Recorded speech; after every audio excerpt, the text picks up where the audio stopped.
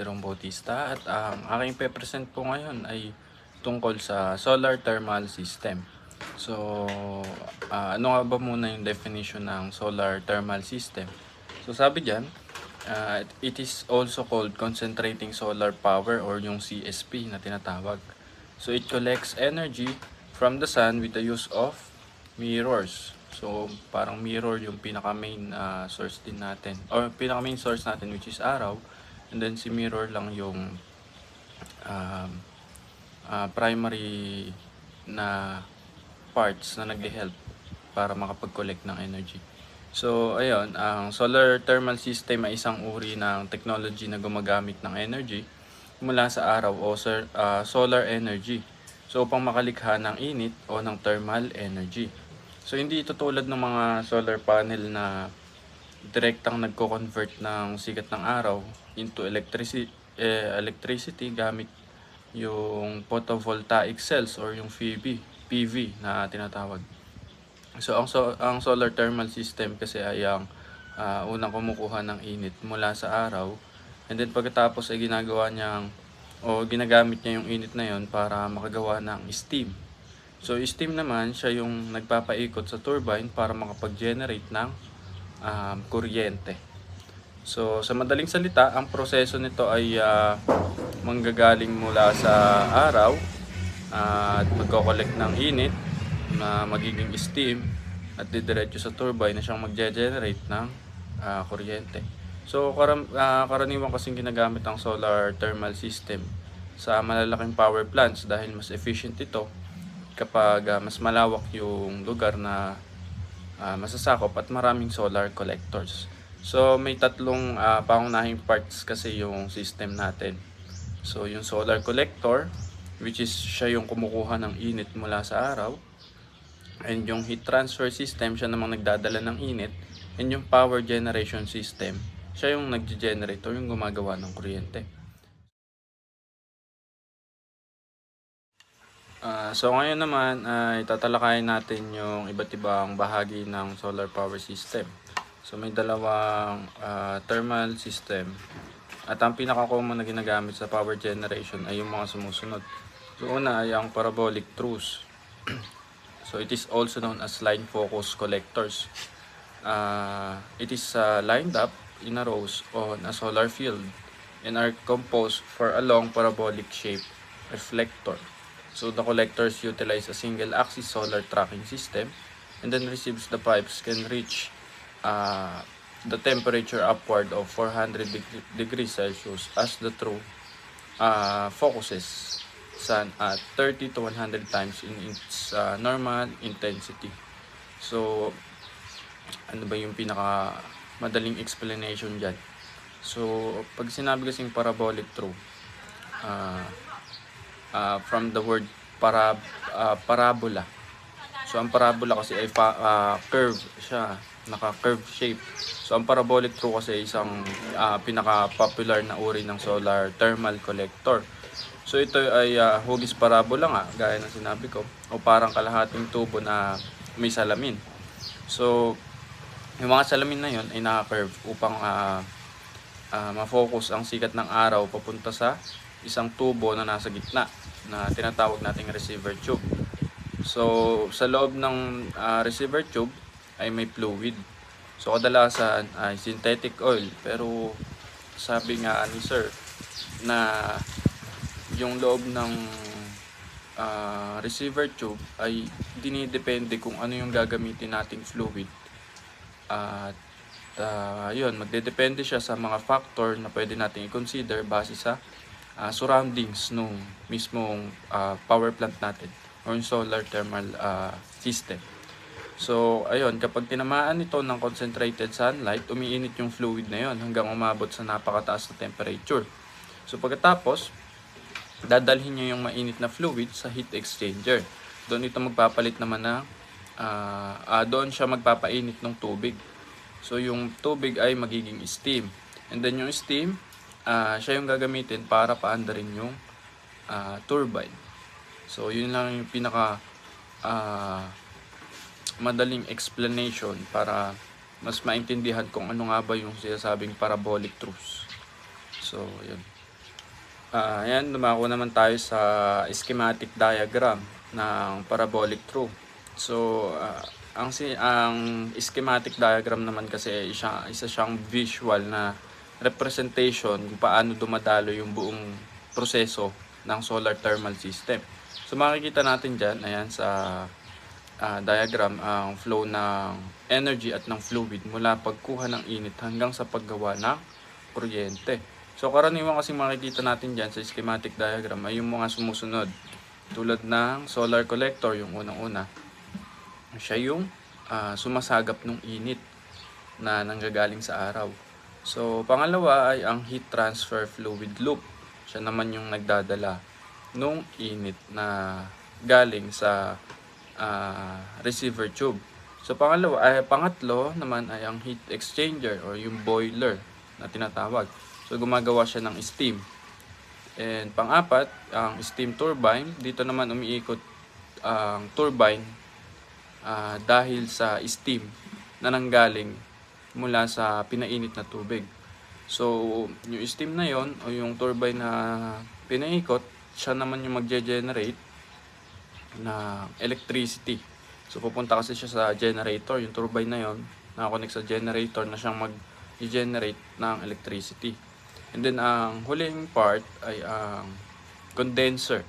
So sa condenser, siya naman yung nagpapalamig ng steam pabalik sa tubig, kumbaga kino-condense or nagkakaroon ng condensation na mula sa steam ay nagiging tubig. So pabalik siya sa simula. Nagkakaroon ka ng cycle na patuloy-tuloy at para magdiretso yung pag-generate mo ng electricity. So ayan, mahalaga yung schematic diagram dahil dito mas naintindihan ng mga engineer kung paano i-design at i-operate o i-maintain ng isang system. Ayan, dumako naman tayo sa shell and tube heat exchanger. So it transfers thermal energy between two or more fluids at different temperature, typically hot fluid and a cooler fluid without then mixing. So parang hindi tawag dito. Nagta-transfer ka ng thermal energy sa pagitan ng dalawang fluid, pero hindi dapat siya magsama. Kumbaga meron dapat boundaries sa pagitan ng dalawang fluid na yun. So ito ang mas malalim na explanation. So ang shell and tube heat exchanger kasi ay isang device na ginagamit upang magpalitan nga ng init sa pagitan ng dalawang fluid nang hindi sila naghahalo. So yun. So binubuo ito ng shell and tube. So yung shell, isa siyang malaking outer na cylinder. While si tube naman, siya yung maliit na tubo sa loob o yung pwede nating tawagin nga na receiver tube. So, paano nga ba nag-work yung process na yon? So, ang mainit kasi na heat transfer fluid mula sa solar collector ay dadaloy sa loob ng shell o ng tube. So, depende kasi yan. Depende kung alin sa dalawa yung pupwestuhan mo ng heat transfer fluid o yung fluid na siyang mag-absorb ng init. So yung malamig na tubig naman, dun siya dadaloy sa kabilang side. And then dahil sa init, yung tubig na yun ay mag-evaporate at magiging steam.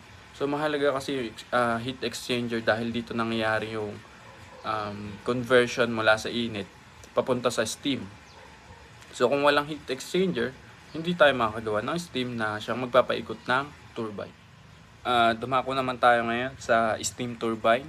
So, steam turbine acts as the central power converter that transforms thermal energy into mechanical and then electricity or electrical energy. So, ano nga ba yung steam turbine? So, ang steam turbine ay isa sa pinakamahalagang bahagi ng solar thermal power plant. So, kumbaga ito yung isang makina na pinapaikot ng high pressure steam. So, paano ba siya nag-work? Paano nag-work yung principle niya? So, ganito. Ang una, ang steam mula sa heat exchanger ay papasok ngayon sa turbine. And then dahil mataas yung pressure sa temperature ng steam, tatama ito ngayon sa turbine blades. And then iikot ngayon yung rotor shaft. And then yung shaft na yun ay nakakonect sa generator na siyang mag-generate naman ngayon ng electricity. Or gaya nga niyan, sabi niya, thermal energy into mechanical and then electrical energy. So, ayun, pagkatapos naman gamitin yung steam turbine, palalamigin na sa condenser yung tubig. And then na siyang yung steam palalamigin. And then siyang magiging tubig pabalik sa system para maulit yung cycle. So, yung proseso na to ay tinatawag din natin na Rankine cycle. So, karaniwan kasing ginagamit to sa mga thermal power plants. Operating principle of parabolic troughs.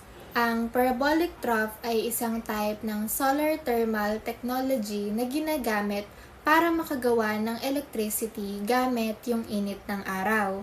Una, may mga special curved mirrors na naka-shape like a parabola. These mirrors collect heat from the sun at nire-reflect nila ito papunta sa pipe na nasa gitna ng trough. Sa loob ng pipe na yon, may dumadaloy na heat transfer fluid or HTF. Habang tinatamaan ng concentrated sunlight yung pipe, umiinit yung fluid and it can reach temperatures up to around 400 degrees Celsius. Dahil sa shape ng trough, napo-focus yung sunlight hanggang 30 to 100 times stronger kaysa normal. Pag mainit na yung HTF, dadalhin ito sa heat exchangers. Dito ililipat yung heat sa tubig para makagawa ng high-pressure superheated steam. Yung steam na to ang magpapaikot sa turbine and the turbine drives a generator para makagawa ng electricity. After that, umiikot lang ulit yung HTF sa system. Yung steam naman kinondense pabalik sa tubig para maibalik ulit sa heat exchangers at para maulit yung process. Heat transfer fluids. Ang heat transfer fluid or HTF ay isang liquid or gas na specially made para maglipat ng init from one system to another. Hindi siya basta ordinary fluid kasi designed siya to handle very high temperatures without easily boiling or breaking down.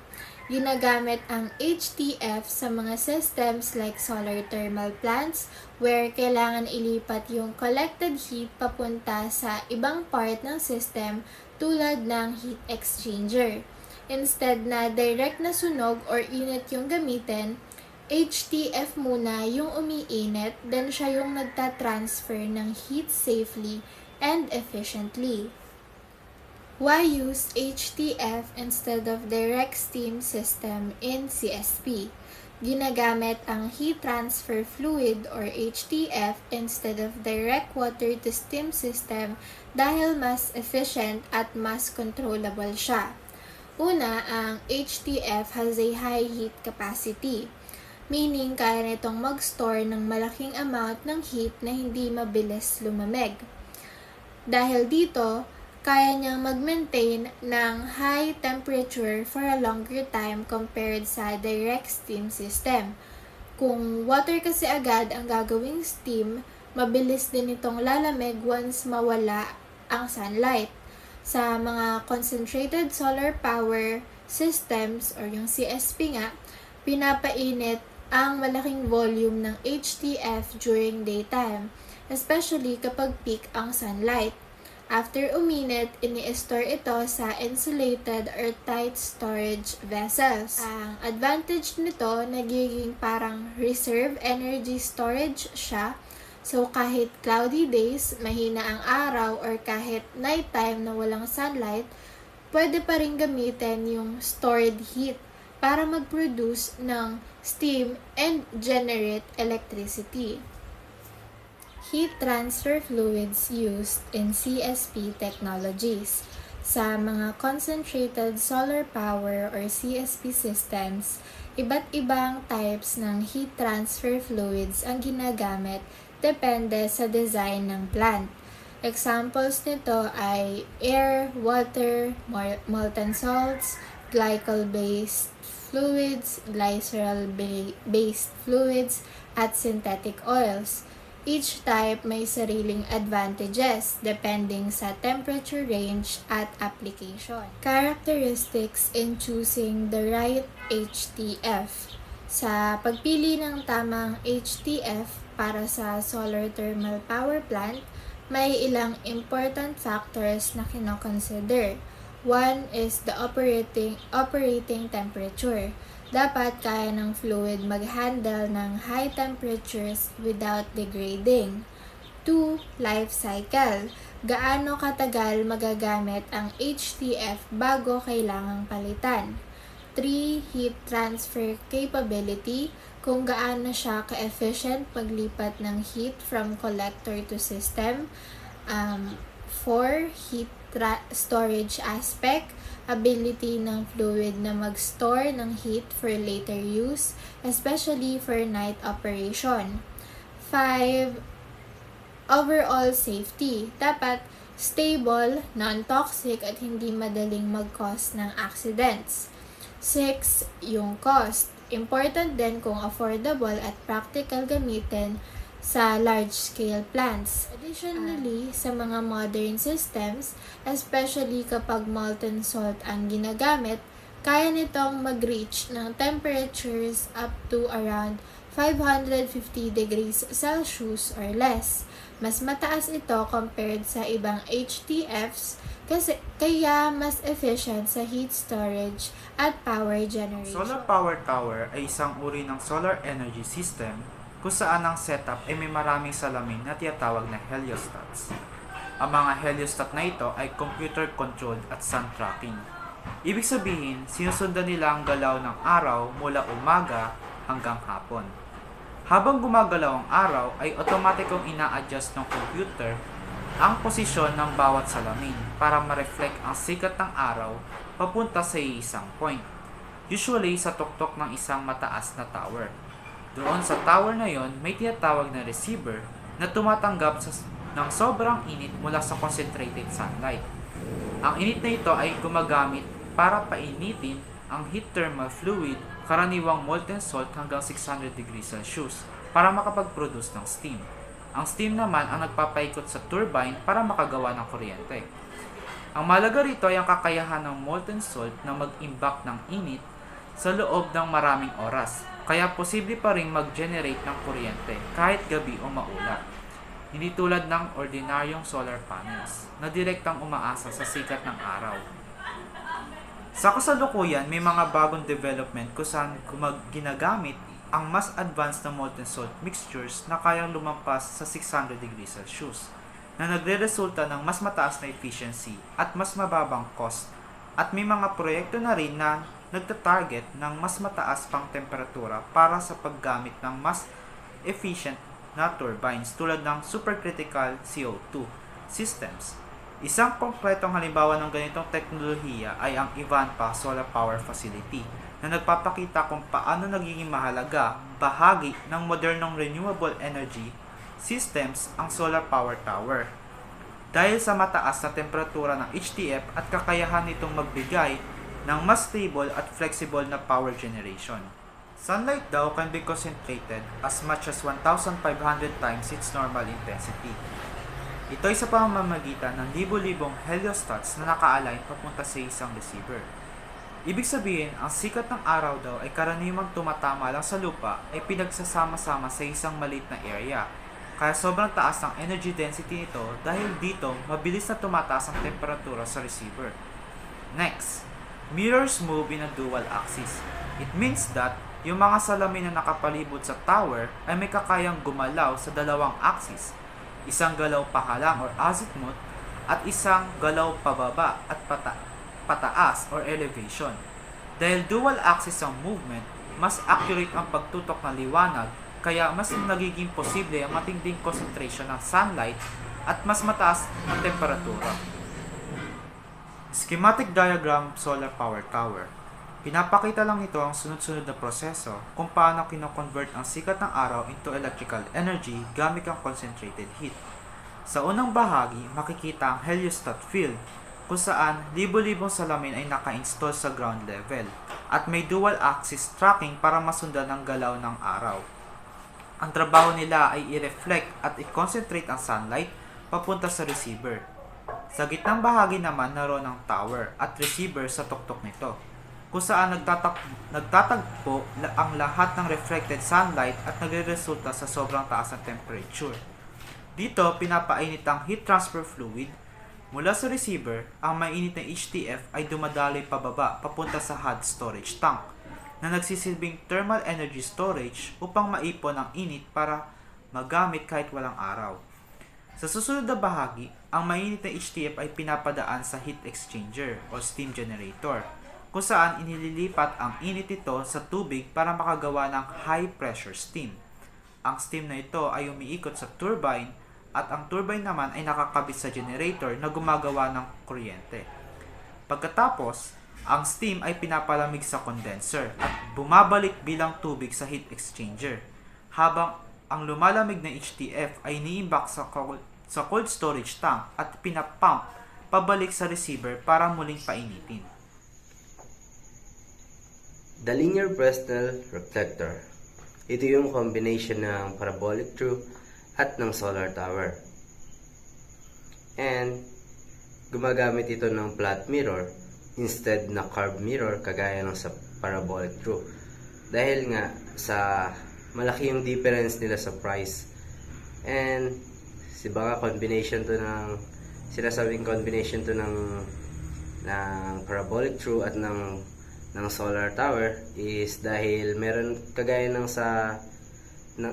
sa parabolic tube, meron itong tube kung saan doon napupunta yung sikat ng araw o yung sinag ng araw na nanggagaling na nire-reflect ng mga mirror.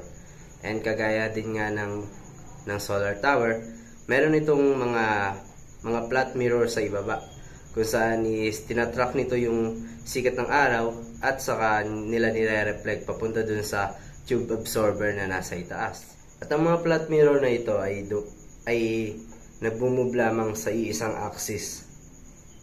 At kagaya nga nung sinabi ko, kagaya siya ng solar tower, meron siyang fixed receiver na dun nga nadadirect yung sikat ng araw sa pamamagitan ng mga flat mirror. Gaya ng unang dalawang nabanggit, gumagamit din ito ng HTF or heat transfer fluid dahil mas efficient nitong na-absorb and natatransfer yung high temperature thermal energy para makapag-produce ng electricity. Sa schematic diagram ng linear Fresnel reflector, dito natin makikita kung paano nga ba nagwo-work o operate yung linear Fresnel reflector. And the first one is makikita natin yung mga flat mirror na nakalatag, di ba? And after doon is ire-reflect nila yung sunlight papunta doon sa tube absorber. And sa tube absorber nandun yung heat transfer fluid natin o ang HTF na, and after that is dadalo yun papunta doon sa heat exchanger na, and doon naman is merong tubig. Syempre dahil mainit yung HTF natin is kukulo yung tubig, and after that yung steam na mapoproduce nun is pupunta na siya sa turbine. And after that is after ng steam na yun is i-recycle yon sa pamamagitan ng condensation and di ba yung punta ulit tayo sa chemistry, from gas to liquid na siya ulit. And after that is meron dong pump na ipapump ulit yung tubig papunta dun ulit sa heat exchanger, and doon na nga ulit is and after naman nun is mapupunta nga ulit dun, di ba? And the cycle must go on. And doon naman sa HTF is kagaya lang nun, pag lumamig yun, is iikot lang ulit siya pabalik doon sa tube. Naman tayo sa upgraded version ng linear Fresnel reflector, o mas kilala naman ngayon na compact linear Fresnel reflector, kung saan gumagamit naman ito ng dual axis. So, na i-reflect niya yung sun or yung sinig ng araw sa two different direction. And meron din itong multiple receiver para ma-maximize yung use nung thermal energy. And syempre, nakatutok na yung mga mirror sa iba't ibang sa gusto nilang receiver. Sila na lang yung magde-decide kung saan nila gustong tumutok dahil meron naman itong sensor. And dun nga, mas nagiging efficient and mas na-maximize yung capability nung linear Fresnel reflector. Ang advantage ng LFR is much cheaper siya kumpara sa parabolic true. Kasi nga gumagamit siya ng flat mirror at ang parabolic true is gumagamit siya ng curved mirror na napakalaki ng difference sa price lalo na pagka inas natin sa market. Yung flat mirror is cheaper siya kumpara dun sa curved. At ang disadvantage naman ito is meron itong shading effects. Dahil nga flat yung mirror is maaari nitong matakpan ng anino nito yung ibang mirror kung saan mas napapababa nito yung efficiency. At isa pa sa disadvantage nito is hindi siya nakakapag-produce ng masyadong mataas na temperature kumpara doon sa parabolic true at sa solar tower. So, dahil hindi ito nakakapag-produce ng mataas na temperature, ibig sabihin is much less efficient ito kumpara dun sa dalawang unang nabanggit. Parabolic dish. So, ano nga ba yung parabolic dish? This consists of sets of flat mirrors combined to form a large parabolic dishes that is attached to a motor sensor. So, ang ibig sabihin lang, ang parabolic dish daw ay binubuo ng maraming maliliit na patag na salamin na pag pinagsama-sama ay makakabuo ng isang malaking hugis na parabola na reflectors. Ang dish na ito ay nakakabit sa motor at sensor upang otomatikong gumalaw at mahanap ang tamang posisyon ng araw. Then, yung pangalawang bullet naman, ang ibig sabihin lang is track the movement of the sun is a dual axis. So, ang ibig sabihin is gumagamit ito ng dual axis tracking system. Ibig sabihin, kaya nitong gumalaw pakaliwa o pakanan at pataas baba. Dahil dito, nasusundan nito ang galaw ng araw mula sa pagsikat hanggang sa paglubog, kaya mas maraming enerhiya ang nakokolekta ng parabolic dish. So, dito naman tayo sa third bullet. It can concentrate sunlight much better than parabolic throats. So, ang sabi lang, mas mahusay itong mag-concrete ng sikat ng araw kaysa sa parabolic throats. Dahil sa lahat ng liwanag ay nakatutok lamang ito sa isang punto. Dahil dito, mas mataas ang temperature na nalilikha at mas efficient ang system. Then, at the fourth bullet, the fluids run through it can reach temperatures upward of 750 Celsius. Ang sabi din dahil sa sobrang concentrated na sa init, ang working fluids o bahagi ng system na pinaiinit ay maaaring umabot sa temperatura higit sa 750 Celsius. Ang ganitong kataas na init ay sapat upang paandarin ang engine na gagawa ng kuryente. So, dito naman tayo sa last bullet ng parabolic dish. Collector as suitable for small scale power generation. So, ang ibig sabihin lang nito is ang parabolic dish ay mas bagay na gamitin sa maliliit na power plant o power system. Tulad sa remote areas o isolated location. Then, hindi ito karaniwang ginagamit sa malalaking power system o power plant. Dahil mas practical ito bilang modular o paisa-isang installation lamang. So, dito naman tayo sa Power Conversion Unit or PCU.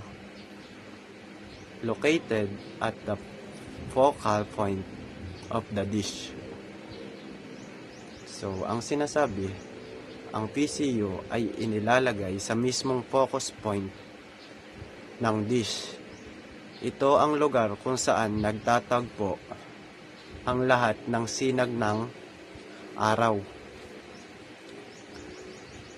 Dito natatanggap ang pinakamataas na init mula sa reflector. Then, at the second bullet, it collects energy from the concentrated sunlight. So, ang sinasabi din kinokolekta ng PCU ang mga thermal energy o init na galing sa concentrated sunlight. At ito ang ginagamit upang simulan ang proseso ng paggawa ng kuryente. So, ganun nagpa-function yung PCU. At the third bullet of PCU consists mainly of thermal receiver and Stirling engine. So, ang ibig sabihin niyan, may dalawang pangunahing bahagi ang PCU. Ang una is yung thermal receiver. Ang ibig sabihin ng thermal receiver, ito yung tumatanggap ng init. Then yung Stirling engine, ang ibig sabihin naman nito, ito yung nagko-convert ng init para maging para maging kuryente. So, ito yung taga-convert para maging energy yung init na nanggagaling sa sunlight.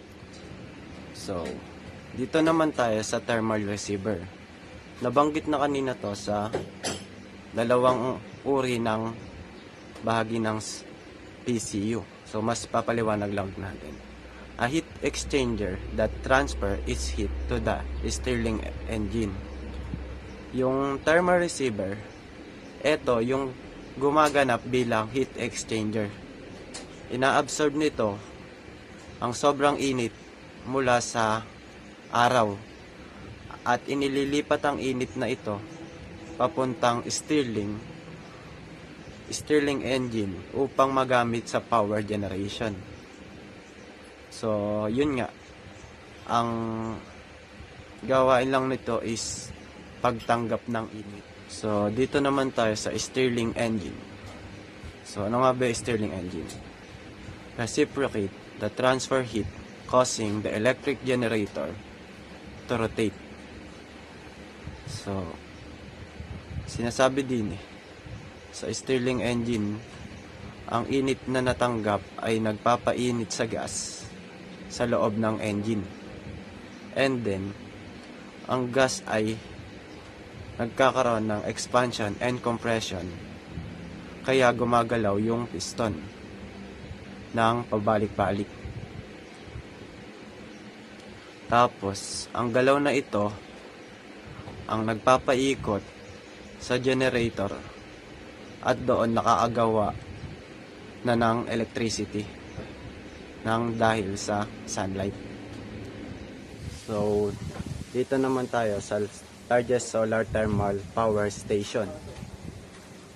Ang unang pinakamalaki natin is the Mohammed bin Radish Al Maktoum Solar Park Phase 4. Ang capacity niya is 600 to 100 megawatts.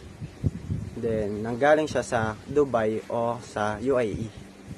Then, yung types ng parabolic dish niya is parabolic throat and solar tower. Then, ginawa siya noong 2022. Ang pangalawa sa pinakamalaki is the Warsaset Solar Power Station na meron siyang 510 megawatts na nanggaling sa Morocco. Then, yung type ng parabolics niya is parabolic throats, and solar tower. Then, nayari siya noong 2018. Ang area is 2,500. Then, yung number 3 is Ivanpah Solar Power Facility, na meron siyang capacity na 392 megawatts na nanggaling sa USA. Then, yung types niya is solar tower. Noong 2014. Then, yung area niya is 1,420. Then, yung number 4 is the Mojave Solar Project, na meron siyang 280 capacity megawatts. Then, nanggaling din siya sa USA. Then, yung types niya is parabolic throats. Then, nayari siya noong 2014 na may area na 714. Then yung number 5 is Solana Generating Station. Katulad lang din siya ng Mojave Solar Project na nagpo-produce ng 280 megawatts. Then galing din siya sa USA. Then yung type niya is parabolic throats. Nayari siya noong 2013 na merong area na 780. Then yung number 6, Genesis Solar Energy Project, na merong 280 megawatts na nanggaling sa USA. Then, ang types niya is parabolic throats.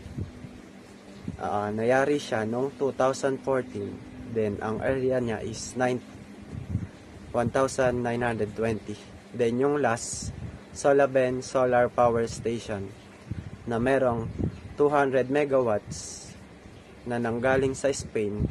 Then yung types niya is parabolic throats.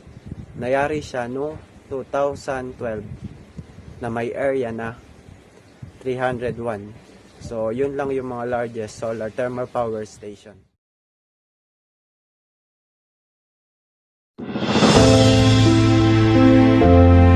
The UAE is a global leader in the transformation towards clean and renewable energy.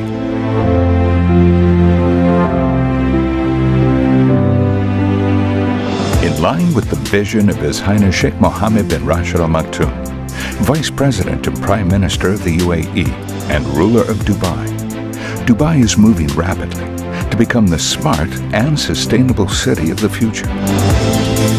Dubai Electricity and Water Authority, DEWA, is leading Dubai's efforts to reach net zero by 2050 through a clear strategy and roadmap to implement pioneering projects and initiatives for renewable and clean energy and provide investment opportunities in renewable energy and the green economy.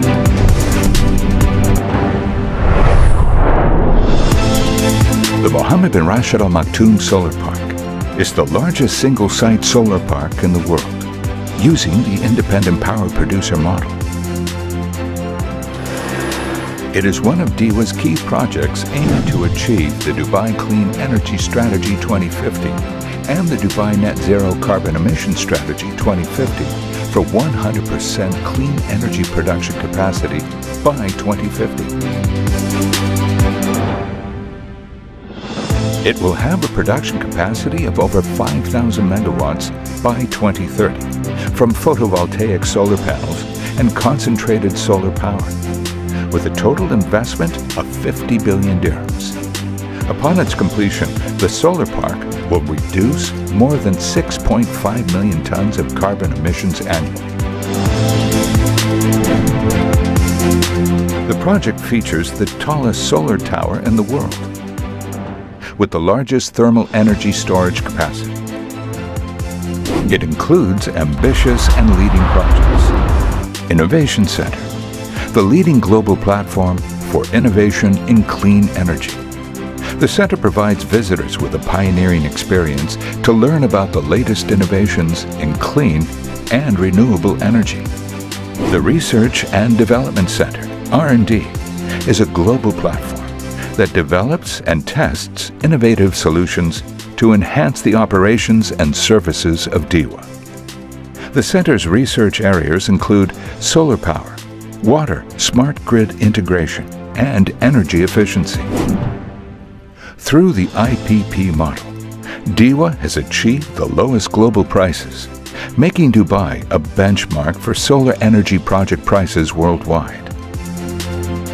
DEWA will continue its journey of excellence and sustainable growth to enhance Dubai's position as a global hub for sustainability and the green economy. This supports the UAE's efforts in advancing the global sustainability agenda and stimulating sustainable development to ensure a brighter and more sustainable future for us and for generations to come.